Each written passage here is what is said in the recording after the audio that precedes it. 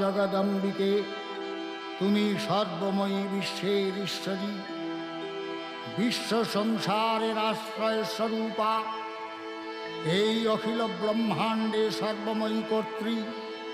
তোমার অন্তরস্থলেই সৃষ্টিকর্তা ব্রহ্মা, সর্বশক্তিমান বিশ্বপাতা বিষ্ণু এবং প্রলয়কর্তা দেবাদিদেব বিরাজমান। তুমি দেবগণের আধার স্বরূপা, দেবতাদের ও পিতৃলোকের পরম তৃপ্তিদায়ক স্বাহা সধা হব্য ও কব্যরূপে প্রকাশমানা। হে মা কালী, হে মা বিশ্বজননী, তোমার শরণাগত ভক্তের প্রতি তোমার আশিস প্রতিনিয়ত ভক্ত মস্তকে যেন বর্ষিত হয়, শুধু এইটুকু প্রার্থনা